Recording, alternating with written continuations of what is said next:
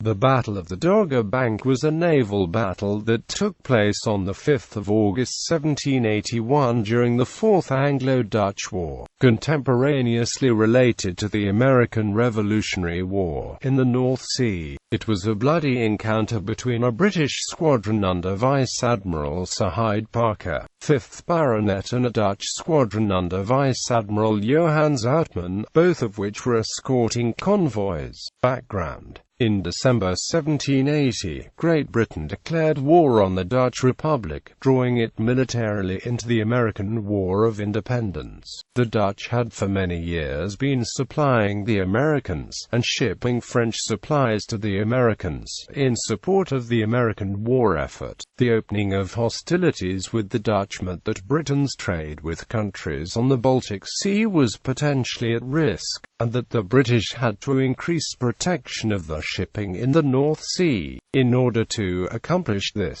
the British began blockading the Dutch coast to monitor and intercept any significant attempts to send shipping into or out of Dutch ports, and began to protect merchant shipping convoys with armed vessels. The Dutch were politically in turmoil, and were consequently unable to mount any sort of effective actions against the British. The result of this inaction was the collapse of their economically important trade.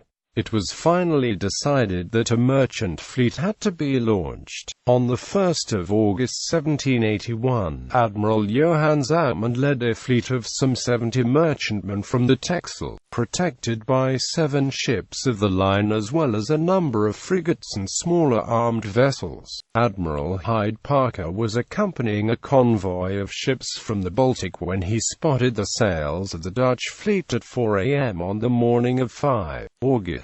He immediately dispatched his convoy toward the English coast, and ordered his line to give chase rather than prepare for battle. Zoutman, whose ships had been interspersed with the merchantmen, signaled his line to form in between Parker and the convoy. The ships of Parker's fleet were not in the best of condition, since great demands were placed on the Royal Navy by the demands of the war, and all manner of ships were pressed into service or did not receive necessary maintenance. Some ships were in such poor condition that the number of guns available to fire was reduced from its normal complement. The ships had had no time to practice the normal fleet maneuvers. In spite of this, Berwick and Parker's flagship Fortitude, both 74 guns, were both relatively new and in good shape. The Dutch fleet had not seen any significant action due to the British blockade. Battle. With a calm sea and a breeze from the northeast, Zoutman maneuvered his line onto a port tack, heading east-southeast, and awaited Parker, who held the weather gauge. The British fleet closed, raggedly at first due to the poor condition of some of the ships, into line of battle abreast in accordance with the signal raised at 6:10 a.m. 2 ships were told to change places, which led to a mistake and placed the Dolphin against one of the largest Dutch ships and the Bean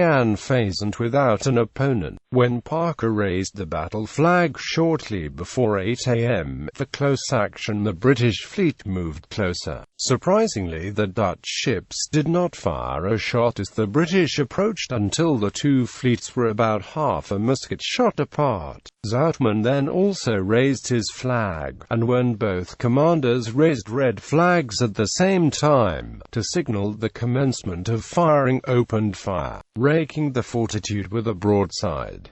Close action ensued, lasting for 3 hours and 40 minutes. Around mid-morning, the Dutch merchantmen moved away from the action and headed back to the Texel. At 11:35 a.m. Parker gave the signal to reform his line as the ships had become unmanageable, which dropped to leeward and limped away from the Dutch. Casualties on both sides were high, considering the number of ships involved. The British claimed 104 killed and 339 wounded, while the Dutch claimed 142 killed and 403 wounded. There were private reports made that the Dutch casualties were actually much higher, possibly reaching 1,100.